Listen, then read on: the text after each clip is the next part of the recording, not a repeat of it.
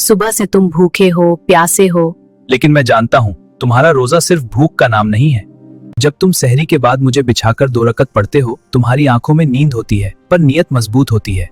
दिन चढ़ता है, भूख लगती है, पानी सामने होता है, पर तुम रुक जाते हो। यही सब्र है, यही ताकत है। लोग समझते हैं रोजा सिर्फ खाना छोड़ देना है। नहीं, रोजा जुबान को भी रोकना सिखाता है, गुस्से को बांधना सिखाता है।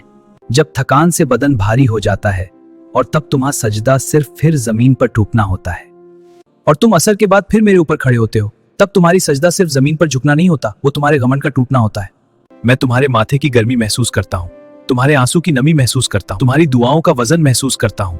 रोजा तुम्हें भूखा रखकर तुम्हें गरीब की हालत समझाता है, तुम्हें याद दिलाता है कि हर निवाला नेमत है। और फिर मगरिब का वक्त आता है।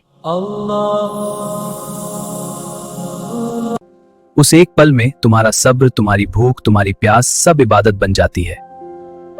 तुम पहला निवाला खाते हो, पहला घूंट पीते हो, और मैं गवाही देता हूँ आज तुमने सिर्फ शरीर को नहीं, रूह को भी मजबूत किया है। रोजा सिखाता है कि इंसान अपने नफ्स से बड़ा हो सकता है, कि अल्लाह के लिए छोड़ी हुई चीज कभी घाटा नहीं होती।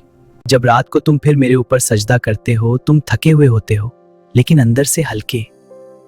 मैं हर रोज देखता हूँ रोजा तुम्हें बदलता है, धीरे मगर गहराई से।